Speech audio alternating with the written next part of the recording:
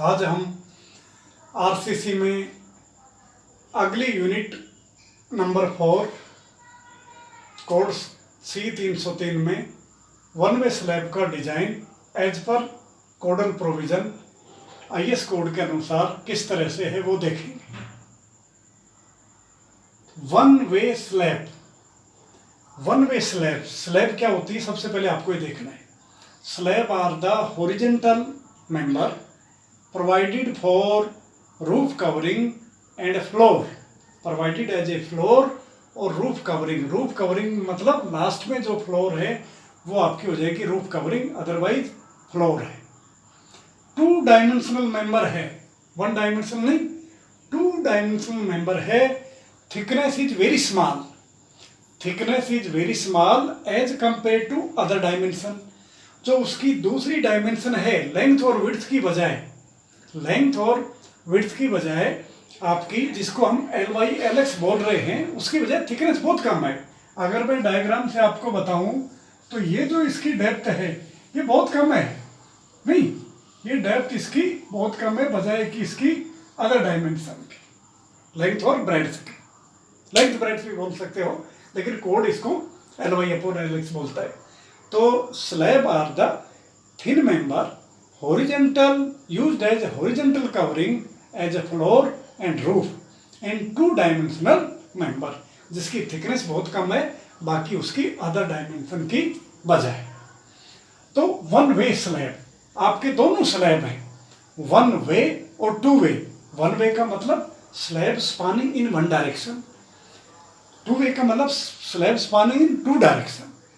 अब अगर अपन देखते वन वे तो कोड इसको किस तरह से डिफाइन करता है, कोड इसको किस तरह से ये डेफिनेशन देता है इसकी। अगर वन वे स्लैब क्या हुई, LY/LX मोर देन 2, क्या बोल रहे हैं LY/LX का रेशियो यानी लेंथ और विड्थ का रेशियो। अगर आपका एक रूम है 10/12 का तो आप क्या करोगे 12/10 कितना आया 1.2, तो 2 से ज्यादा हो तो वन वे स्लैब है, जिसको हम कहेंगे slab spanning in one direction also known as. लेकिन अगर अदरवाइज, अदरवाइज का मतलब लेस देन इक्वल टू, उसको कहेंगे टू वे स्लैब या slab spanning in two direction. तो क्लियर हुआ, ये बहुत इंपॉर्टेंट पर्सन है कि वन वे स्लैब और टू वे स्लैब। तो ये तो IS कोड ने दी इसका स्पान रेशियो से, जिसको बोलते हैं एस्पेक्ट रेशियो। क्या बोलते हैं एस्पेक्ट रेशियो भी, यानी लेंथ और विड्थ का ratio more than 2, slab spanning in one direction और simply one way. One way यानी इसका मतलब क्या हुआ, अगर सपोर्ट का देखें, अगर इसमें 2 अपोजिट एजिस पर सपोर्ट चाहिए, जैसे एक यहां पर चाहिए और एक यहां पर चाहिए, नहीं ऐसे, और इस सपोर्ट और उस सपोर्ट पर देने की जरूरत नहीं है। तो इसको सपोर्ट वाइज देखें तो 2 अपोजिट एजिस पर सपोर्ट चाहिए। आपका मेन स्टील प्रोवाइड होता है शॉर्टर स्पान में, और उसके 90 डिग्री पर जो सरिया देते हैं वो ट्रांसवर्स या डिस्ट्रीब्यूशन या टेम्परेचर स्टील है वन वे स्लैब में। क्योंकि अगर अपन ये देखें कि वन वे स्लैब यूज करनी चाहिए कि नहीं as compare to two way, तो हमें अवॉइड करनी चाहिए, अवॉइड करनी चाहिए। क्यों, डेप्थ ज़्यादा आएगी as compare to two way, reinforcement ज़्यादा होगा, इसके अलावा डिफ्लेक्शन का चांस ज़्यादा होगा, डेड वेट ज़्यादा होगा, कॉस्ट ज़्यादा होगी as compare to two way slab. तो अगर ये देखें वन वे टू वे का तो हमेशा रिकमेंड करेंगे टू वे स्लैब। लेकिन बहुत सारी कंडीशन है, जैसे कॉरिडोर है अपना स्कूल कॉलेज हॉस्पिटल का, तो उसमें वन वे स्लैब प्रोवाइड करेंगे। वरेंडा है लंबा, वन वे स्लैब है। तो बहुत सारे कई बार ऐसे हैं जिसमें वन वे स्लैब अपने को देनी पड़ती है, तो वन वे। अब इसमें LY क्या है, लॉन्गर स्पान यानी लेंथ है रूम की, LX क्या है, शॉर्टर स्पान। अगर एक 10/15 का कमरा है तो 15 फीट क्या हुआ आपका LY और 10 फीट क्या हुआ LX। तो ऑलवेज लॉन्गर ऑलवेज शॉर्टर। तो IS कोड इसको स्पान कैटेगराइज के ऊपर बता रहा है कि वन वे है या टू वे, लेकिन सपोर्ट का भी आपको इस पर ध्यान रखना है। इसमें क्या यूज करते हैं, मेन बार और डिस्ट्रीब्यूशन बार। यानी ये जो बार हैं ये मेन बार है शॉर्ट स्पान में दे रहे हैं, उसके 90 डिग्री पर दे रहे हैं, वो डिस्ट्रीब्यूशन स्टील है, जिसको टेम्परेचर भी बोलते हैं, जिसको आपका क्रीप श्रिंकेज भी बोलते हैं, ट्रांसवर्स रीइंफोर्समेंट भी बोलते हैं। अब मेन बार क्या रोल करता है भाई? मेन बार रोल करता है, इसको बेंडिंग को रोकता है। जो लोड की वजह से बेंडिंग आया, बेंडिंग मूवमेंट हुआ, मैक्सिमम बेंडिंग मूवमेंट कितना, WL²/8, उसको रजिस्ट करेगा। और ये डिस्ट्रीब्यूशन बार है, ये temperature stresses, thermal stresses, creep को रजिस्ट करेगा और इस बार को पोजीशन में रखेगा। और यहाँ एक प्रश्न और है कि ये मेन बार के साथ कितने डिग्री पर, 90 डिग्री के साथ टाई अप करते हैं, नहीं किसी एंगल पर नहीं करते, 90 डिग्री पर इसको बाइंडिंग वायर होते छोटे छोटे, उससे बांध देते हैं और ये ऊपर बांधते हैं। यहाँ भी एक बहुत अच्छा प्रश्न है कि ये जो ट्रांसफर स्टील है ये मेन बार के नीचे आएगा कि ऊपर आएगा? ऊपर आएगा हमेशा। तो पहली लेयर में क्या बिछाओगे? मेन बार, उसके ऊपर 90 डिग्री पर क्या बिछाओगे? ट्रांसफर या डिस्ट्रीब्यूशन बार। कभी भी नीचे नहीं इसको प्रोवाइड करते। और नीचे कवर, तो कवर आपको पहले भी मैंने बता रखा है 20 mm यूज करते हैं, नॉमिनल कवर है आपका 20 mm यूज करते हैं। लेकिन कई बार स्लैब में डायमीटर अगर 12 से कम है तो कोड बोलता है, जनरल कंडीशन है माइल्ड, तो 15 mm कवर भी यूज कर सकते हो, लेकिन कवर 20 mm यूज करना चाहिए ड्यूरेबिलिटी, फायर रेजिस्टेंस को देखते हुए। तो ये टोटल डेप्थ है इसकी। और अपन क्या करते हैं, अब इसमें जब स्टील प्रोवाइड करते हैं तो बेंटअप करते हैं। देखो बीम में तो करते हैं कर्टेल सरिये को, यहाँ पर करते हैं अपन बेंटअप। तो बेंटअप सपोर्ट के पास हाफ सरिये को, अल्टरनेट सरिये को, या एक सरिये को दोनों तरफ कर दो, फिर आगे सीधा छोड़ दो, फिर बेंटअप कर दो या अल्टरनेट कर दो, उसको बेंटअप करते हैं सपोर्ट के सेंटर से L/7 पर। और L इफेक्टिव स्पान है। तो इसको किस लिए, कि यहाँ पर बेंडिंग मोमेंट मैक्सिमम सेंटर पर, यहाँ पर थ्योरेटिकल 0 है, मिनिमम है, तो इन सभी सरियों को यहाँ पर नहीं लाएं। क्या करें अपन, सपोर्ट से कुछ दूरी पर L/7 पर इसको बेंटअप कर दें, ताकि शियर कोई थोड़ा बहुत है या नेगेटिव रीइंफोर्समेंट है या और इसमें अगर पार्शियल फिक्सिटी है तो उसको ये रजिस्ट कर ले। यहाँ पर अपन पूरे सरिये को नहीं लाएं। हालांकि स्लैब में बार बार मैं बताऊं, शियर रीइंफोर्समेंट प्रोवाइड नहीं करते। शियर जैसे बीम में अपन शियर स्टीरअप देते हैं, वो स्लैब में शियर रीइंफोर्समेंट नहीं देंगे। यहाँ पर क्या करेंगे, बेंटअप बार देंगे, यानी बेंटअप बार प्रोवाइड करेंगे, बाकी शियर जो स्टीरअप है वो नहीं देंगे। क्यों? स्लैब वैसे भी इसमें एक फैक्टर होता है, इसकी मेम्ब्रेन इफेक्ट की वजह से टाउसी को अपन जो आता है बीम में, आपको जो बताया था टाउसी, इसमें के टाउसी मानते हैं। तो अगर 150 mm से कम है तो 1.3 टाइम्स द टाउसी है, यानी 30% ज़्यादा स्ट्रोंगर है बीम की बजाय, क्योंकि थिन मेंबर है मेम्ब्रेन एक्शन की बजाय, तो आपका इसमें वो प्रोवाइड नहीं करते। तो सपोर्ट के सेंटर से आपका L/7 पर इसको बेंटअप करेंगे आधे सरिये। अगर यहाँ स्पेसिंग आपकी 100 mm है तो यहाँ स्पेसिंग 200 mm हो जाएगी, और ऊपर भी आपकी स्पेसिंग 200 mm हो जाएगी, यानी आधा सरिया, यहाँ जो कुल सरिया था उसका आधा सरिया नीचे आ गया और आधा सरिया ऊपर चला गया। तो सरिया कर्टेल नहीं हुआ, बेंटअप हो गया। अब डिस्ट्रीब्यूशन बार का क्या रोल है भाई?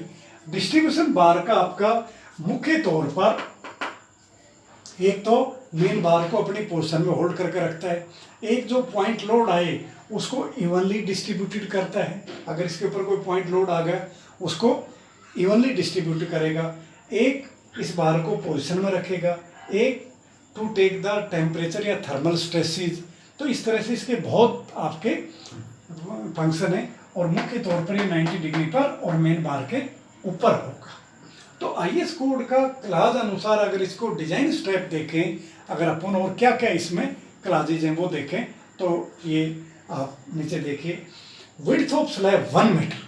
अरे स्लैब क्या है, बीम ही है, लेकिन यूनिट विड्थ के, विड्थ कितनी है अगर इसको अपन देखें तो यूनिट विड्थ है, नहीं यूनिट विड्थ, और वो ही जो रीइंफोर्समेंट है वो पूरी स्लैब में जो आपकी है उसमें प्रोवाइड कर देते हैं। तो ये यूनिट विड्थ है, 1 मीटर विड्थ है। स्लैब को हमेशा जब भी डिजाइन करेंगे तो width of the slab is 1 metre, width of the slab is 1 metre. अब डेप्थ सिंपली सपोर्टेड है, तो अगर परसेंटेज अपन मान लें बैलेंस स्टील की, तो मॉडिफिकेशन फैक्टर भी एक यूज कर लेते हैं अपन, जनरली 0 से 2 के बीच, तो 1.5 के आसपास या 1.23 यूज कर लें। तो L/D का रेशियो तो आपको बताया था 7, 20, 26 है, कैंटिलीवर सिंपली सपोर्टेड और कंटिन्यूस, तो इस केस में 25 से 30 के बीच में लेंगे L/D। और जब आपका छोटी डी आ जाए, डी बराबर क्या हो जाएगा, मान लो स्पान अपॉन 25, नहीं, डी बराबर क्या हो जाएगा आपका स्पान अपॉन 25, ठीक है। तो आप कैपिटल डी भी कर सकते हो। कैपिटल डी में क्या करोगे, डी के बाद में, तो डी के बाद में डी यहाँ तक है, इसके सेंटर तक, तो 20 mm प्लस 5/2, 20 mm प्लस 5/2। क्यों, यहाँ सीयर रिइंफोर्समेंट तो है नहीं, तो 20 mm नॉमिनल कवर और प्लस मेन बार का हाफ डाया। तो स्लैब में आपको जो डायमीटर है बार का वो जनरली 8 व 10 mm यूज करते हैं। दोनों 8 भी कर सकते हो, दोनों 10 भी कर सकते हो, या मेन बार 10 का कर लो, डिस्ट्रीब्यूशन 8 का कर लो, या दोनों मेन बार डिस्ट्रीब्यूशन 8 का भी कर सकते हो, लेकिन सामान्य तौर पर 8-10 का यूज करते हैं।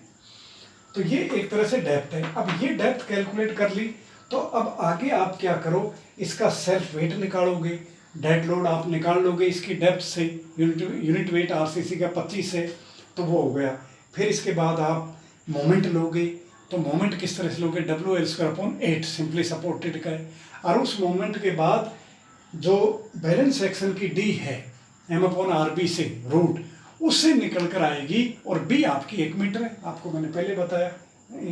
जैसे बीम में तो अपन 230 या 250 लेते हैं, इसमें जो बी है स्लैब की, B = 1 मीटर अज्यूम करके चलते हैं शुरू से 1 मीटर, तो ये अपन आराम से लेकर चलते हैं 1 मीटर। तो इससे अपनी डी आ गई, तो डी इससे शुरू में जो अज्यूम करी उससे आप देख लो कि आपकी जो अज्यूम करी वो उससे कम तो नहीं है जितनी चाहिए बैलेंस के लिए, और उससे ज़्यादा डी प्रोवाइड कर दो। हालांकि जनरली कम ही आती है बेंडिंग मोमेंट की वजह से, बहुत कम आती है, बाकी में डिफ्लेक्शन का रोल है। तो डिस्ट्रीब्यूशन स्टील प्रोवाइड करना।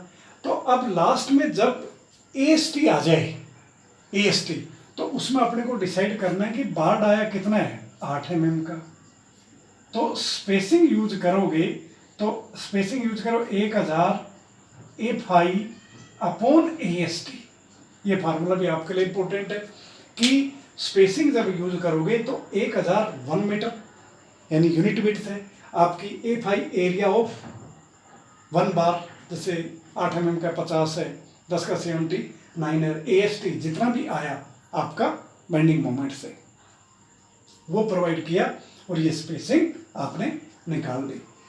अब एक सवाल ये होता है कि मैक्सिमम स्पेसिंग आप कितनी करोगे, तो मेन बार की मैक्सिमम स्पेसिंग होती है 3D और 300, और डिस्ट्रीब्यूशन बार की 5D और 450, लेकिन कोड ने नई क्लास में 450 को भी 300 कर दिया।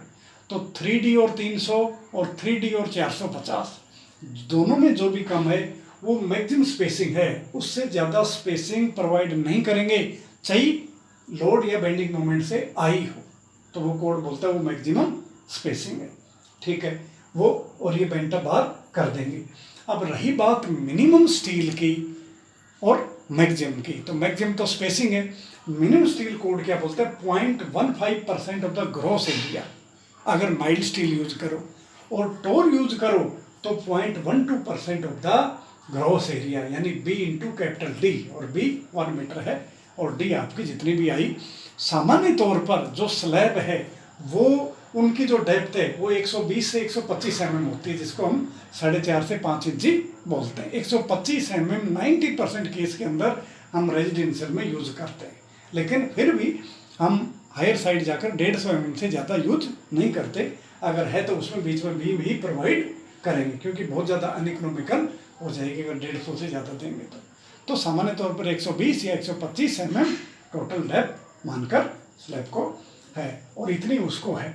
अगर ज़्यादा है तो फिर उसके हिसाब से हम बीम अरेंजमेंट चेंज कर देंगे, लेकिन मान लो कोई जनरेटर है, कोई मशीनरी है, उसकी 6 इंची या उससे ज़्यादा भी डेप्थ आ सकती है।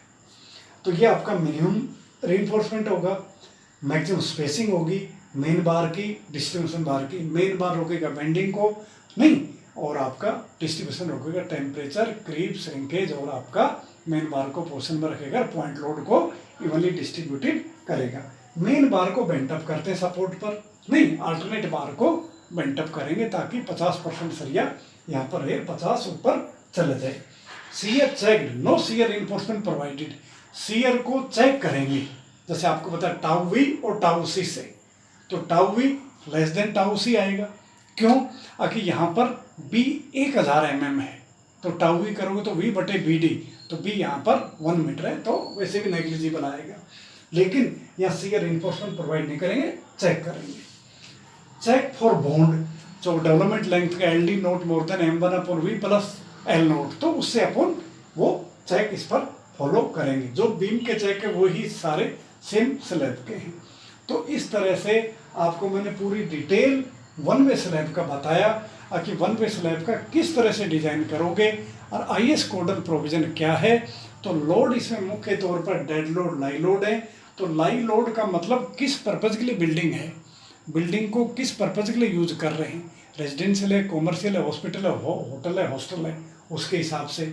और आपका जो डेड लोड है वो उसकी डेप्थ के हिसाब से डिसाइड होगा कि आपकी डेप्थ कितनी है। फिर मूवमेंट निकाल देंगे। इससे पहले ऊपर अपन करते हैं इफेक्टिव स्पान, वो आप जरूर देख लो।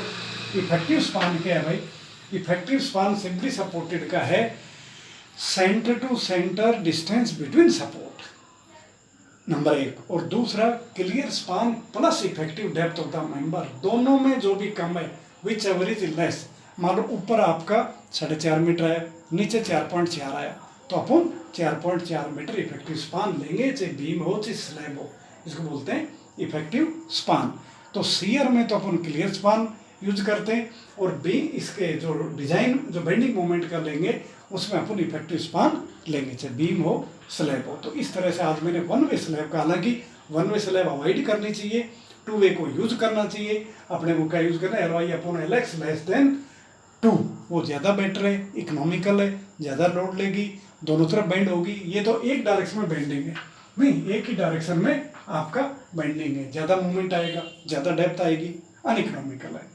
लेकिन फिर भी बहुत सारे सर्कमस्टांसिस है वहाँ पर हम वन वे स्लैब यूज कर सकते हैं।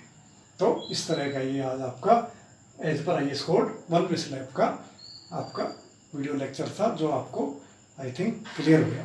Thank you.